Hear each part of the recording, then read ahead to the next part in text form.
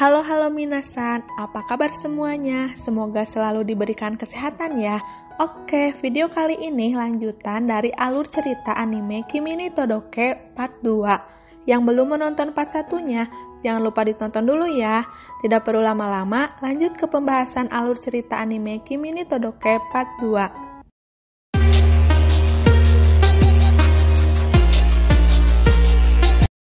Sebelumnya, part 1 diakhiri dengan cerita di mana Kajihaya yang melihat Sawako sedang berduaan dengan Ryu. Ketika itu, Kajihaya langsung menghampiri Sawako dan menarik lengan Sawako, kemudian berlari meninggalkan Ryu dan Kurumi. Di lain tempat, Yano sudah mengetahui siapa biang kerok yang menyebarkan gosip tentang mereka. Yano mencoba memberitahu Yoshida yang otaknya agak galola, sehingga Yano harus ekstra menjelaskannya. Tiba-tiba Ryu datang. Dia menunjukkan catatan yang pada kenyataannya bukan dari Sawako. Yano pun mulai menginterogasi Ryu tentang catatan tersebut. Yano sudah mengira kalau orang itu pasti Kurumi. Untuk memastikan tuduhannya itu, Yano masih membutuhkan bukti yang lain untuk memperkuat dugaannya. Mereka kemudian mulai menanyai murid-murid di sekolahan, tetapi tidak ada yang mengingat siapa yang mulai menyebarkan gosip tersebut. Seketika, mereka bertemu Tomo dan Eko. Yano dan Yoshida pun menanyai mereka dan alhasil apa yang diduga oleh Yano ternyata benar, bahwa biang kerok penyebar gosip tentang mereka adalah Kurumi. Kembali ke Kajihaya dan Sawako. Setelah mereka berdua selesai main lari-lariannya, mereka berdua pun berhenti. Kajihaya mulai menanyakan sesuatu yang dari tadi mengganjal di hatinya. Dia bertanya, apakah Sawako menyukai Ryu? Sebelum menjawab, Sawako telah menyadari sesuatu tentang perasaannya terhadap Kajihaya itu adalah rasa suka alias cinta. Sawako kemudian menjawab kalau perasaan dia terhadap Ryu bukan perasaan cinta yang Kajihaya pikirkan. Setelah mendengar jawaban Sawako, Kajihaya pun merasa lega. Setelah itu, Kajihaya menanyakan pendapat kepada Sawako tentang berkencan alias berpacaran, tetapi Sawako malah terkejut dan tidak tahu menahu soal begituan. Ya ampun Bambang, kenapa nggak langsung ditembak aja gitu ya? Jadinya bikin greget padahal udah tahu perasaan masing-masing juga. Ya udahlah ya, lanjut aja. Waktunya Yano dan Yoshida buat beraksi. Mereka mendatangi Kurumi kemudian melabraknya. Tapi bukan ala-ala jambak-jambakan rambut ya. Mereka menanyakan dan menginterogasi Kurumi tentang gosip yang menyebar apakah benar kalau dia biang keroknya. Semua bukti sudah dikeluarkan oleh Yano dan Yoshida. Di tengah-tengah perseteruan, tiba-tiba datang Sawako. Yano pun memberitahu Sawako kalau penyebar gosip yang sebenarnya adalah Kurumi. Sawako kebingungan dan tidak percaya kalau orang itu adalah Kurumi. Kurumi pun berbicara dan mengakui kalau itu benar adalah perbuatannya. Dia berkata kalau dia membenci Sawako. Yano dan Yoshida kemudian membela Sawako. Kurumi tetap bersikap keras kepala dan tidak menyesali perbuatannya. Sekalipun Kajihaya mengetahuinya, dia tidak peduli. Mereka pergi dan meninggalkan Kurumi. Sepulang sekolah, Kurumi bertemu dengan Kajihaya. Mereka kemudian mengobrol. Ketika Kajihaya bergegas pulang, tiba-tiba Kurumi memanggil Kajihaya dan menyatakan perasaannya. Kajihaya pun menghampiri Kurumi dan meminta maaf kalau dia sudah mempunyai seseorang yang disukainya. Kurumi sudah mengetahuinya dan merasa lega dan mengeluarkan semua unek-uneknya. Di lain tempat, Sawako memberitahu Yano dan Yoshida bahwa dia menyukai Kajihaya.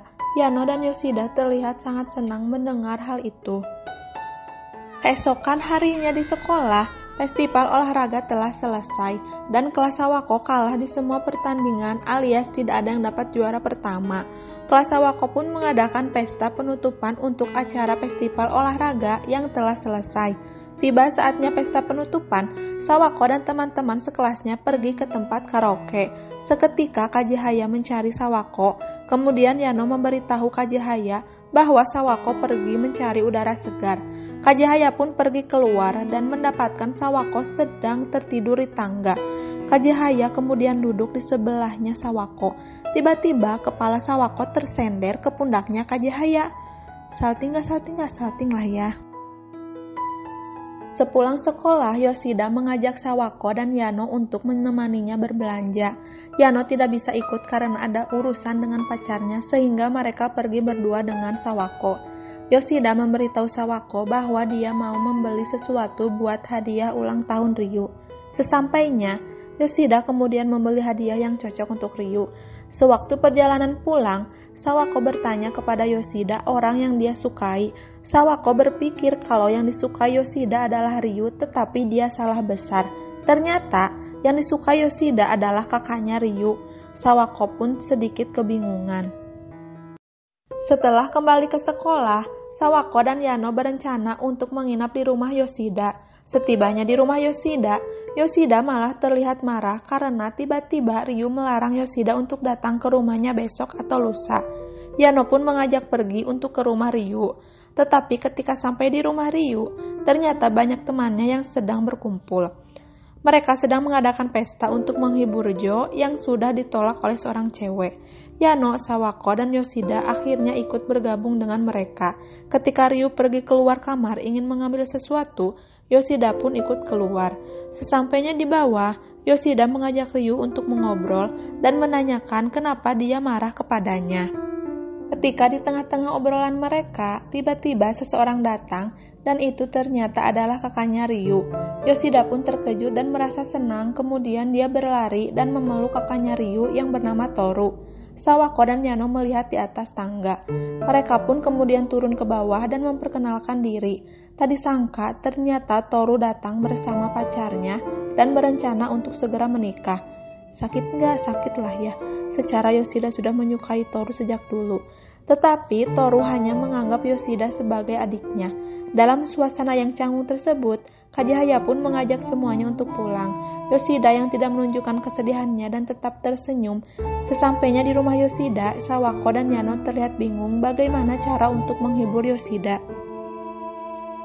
Malam selanjutnya, Yoshida terlihat bimbang sambil berguling-guling di kasur. Dia memikirkan hadiah untuk Ryu yang masih belum diberikannya juga. Setelah berpikir panjang, akhirnya Yoshida pergi ke rumah Ryu.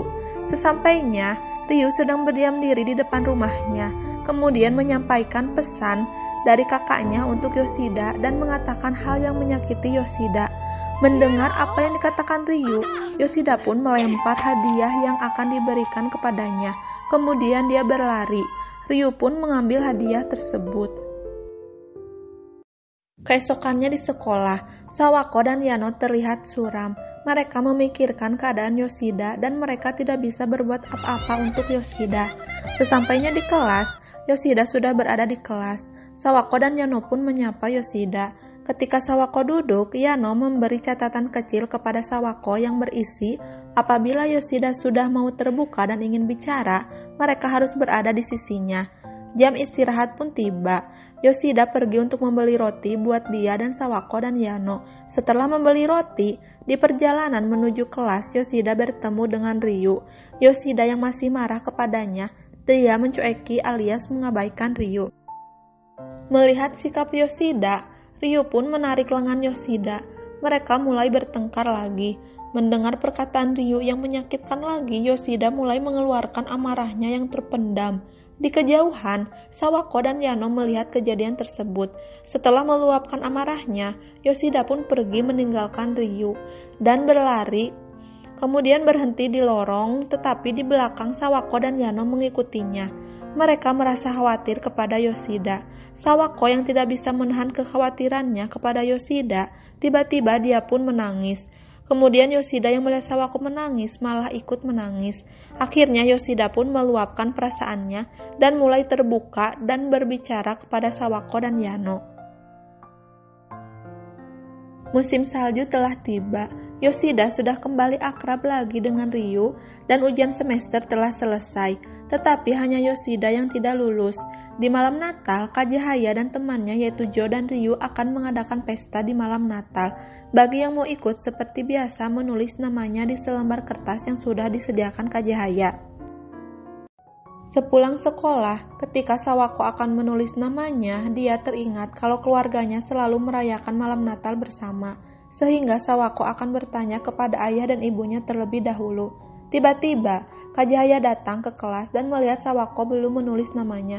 Dia pun kemudian duduk di atas meja dan bertanya kepada Sawako apakah dia akan ikut. Sebelum menjawab, Kak Jahaya memotong ucapan Sawako dan menyuruhnya untuk ikut. Sawako pun berkata iya karena dia menginginkan untuk menghabiskan malam Natal bersama teman-temannya. Keesokannya dengan wajah murung, Sawako mengatakan kalau dia tidak bisa ikut ke pesta malam Natal karena keluarganya selalu merayakan malam Natal bersama, sehingga Sawako tidak berani untuk meminta izin kepada orang tuanya. Sawako pun memberikan hadiah Natal kepada Yano dan Yoshida. Kak Jahaya menghampiri mereka. Yano dan Yoshida memberitahu bahwa Sawako tidak akan ikut di pesta malam Natal nanti. Kak Jahaya pun terlihat sedikit kecewa. Pada malam Natal, Sawako terlihat sedikit muram sambil memikirkan teman-temannya. Tiba-tiba telepon rumah berdering dan ketika diangkat itu adalah dari Yoshida. Ketika mendengar suara dari teman-temannya, apalagi ketika Kak Jahaya yang berbicara, Sawako sangat ingin pergi, tapi tidak bisa mengatakannya dan tiba-tiba menangis. Ibunya Sawako pun langsung mengambil teleponnya dan berbicara. Kak Jahaya pun berbicara akan lebih menyenangkan apabila Sawako datang. Di waktu bersamaan, ayah Sawako memanggil Sawako dan memberi sebuah hadiah Natal kepada Sawako, yaitu sebuah handphone. Itu adalah handphone pertama Sawako. Sawako mengatakan kalau dia ingin sekali bergabung bersama teman-temannya. Ayahnya mengizinkan Sawako. Seketika itu Sawako langsung berangkat dan berterima kasih kepada ayahnya. Yano dan Yoshida sedang menunggu Sawako, tetapi tak kunjung datang dan acara pun telah selesai. Sawako berlari dan setibanya di tempat itu terlihat sudah sepi, tetapi Sawako melihat Kak Jahaya yang sedang berdiri. Ternyata Kak Jahaya sedang menunggu Sawako. Mereka pun kemudian saling menukar kado hadiah Natal. Setelah itu, Sawako memperlihatkan handphone barunya dan mengatakan kalau dia tidak bisa memakainya. Kak Jahaya pun memberitahu Sawako cara memakainya. Upacara penutupan semester telah tiba dan libur musim dingin akan dimulai. Jen sebagai wali kelas terdahulu datang ke sekolah untuk berpamitan dan itu adalah hari terakhirnya dia menjadi wali kelas dan digantikan oleh Arai Sensei alias Pin. Selesai upacara penutupan, teman-temannya mengadakan perpisahan dengan wali kelasnya tersebut. Sepulang sekolah, Yoshida mengajak makan di luar kepada Sawako dan Yano. Sesampainya di tempat makan, Sawako mengatakan ingin tetap bisa bertemu dengan Yano dan Yoshida di hari libur musim dingin. Yoshida pun mengajak Sawako dan Yano untuk pergi ke kuil di malam tahun baru. Sawako terlihat senang dan langsung menelepon untuk memberitahu ayah dan ibunya. Yano menyuruh Sawako untuk menelepon Kak Jahaya apabila dia ingin ikut pergi ke kuil. Sawako pun merasa gugup kemudian menelepon Kak Jahaya. Kak Jahaya mengangkat telepon dari Sawako dan Sawako langsung bicara dan mengajak Kak Jahaya. Tidak pikir panjang, Kak Jahaya pun langsung menyetujuinya. Waktu berlalu dan tiba malam tahun baru. Yano dan Yoshida datang ke rumah Sawako. Sebelum berangkat, Yano dan Yoshida memberi kejutan kepada Sawako. Mereka mendandani Sawako supaya terlihat manis dan juga mereka memberi jepit rambut sebagai hadiah kado ulang tahun buat Sawako. Bukan hanya itu, ketika di perjalanan, Yano dan Yoshida meninggalkan Sawako dan menyuruhnya bersenang-senang dengan Kak Jahaya. Ternyata Yano dan Yoshida sudah merencanakan hal itu sebelumnya. Sawako pun ditinggal sendiri dan bertemu dengan Kak Jahaya. Ketika Sawako datang, Kak Jahaya terlihat terkejut saat melihat Sawako yang terlihat manis. Sawako memberitahu kalau Yano, Yoshida dan Ryu tidak akan datang. Sawako berpikir kalau Kak Jahaya mungkin akan marah dan pergi, tetapi ternyata sebaliknya. Mereka berdua pun pergi menuju kuil bersama. Ketika menaiki tangga, seketika Sawako hampir tergelincir tetapi dengan cepat ditolong oleh Kak Jahaya. Waktu bertatapan, mereka berdua malah salah tingkah. Di kejauhan, ternyata Yano, Yoshida, dan Ryu sedang memperhatikan dan mengintip mereka berdua. Yoshida pun kemudian menelepon Kak Jahaya dengan suara lantangnya yang hampir keberadaan mereka diketahui. Yoshida meminta maaf karena tidak bisa ikut dan meminta Kak Jahaya untuk menjaga Sawako. Setelah selesai menelepon, Kajihaya dan Sawako melanjutkan perjalanan ke kuil. Sesampainya mereka meminum amazake terlebih dahulu, yaitu minuman khas Jepang. Di kejauhan, Yano dan Yoshida terlihat senang karena rencana mereka berhasil. Awal tahun pun telah tiba. Sawako dan Kajihaya saling mengucapkan selamat tahun baru. Yano dan Yoshida pun mengucapkan selamat tahun baru lewat pesan yang dikirim kepada Sawako. Sawako pun membalas pesan dari mereka. Sawako dan Kajihaya kemudian berdoa bersama di kuil. Setelah berdoa, mereka melihat ramalan tentang mereka. Kajihaya mendapatkan keberuntungan baik, sedangkan Sawako mendapatkan keberuntungan buruk. Kajihaya kemudian memberikan keberuntungannya kepada Sawako. Setelah itu, Kajihaya mengantar Sawako pulang. Cerita pun selesai. Itulah alur cerita dari anime Kimi ni Todoke Season 1 Part 2. Terima kasih yang sudah menonton. See you and bye-bye.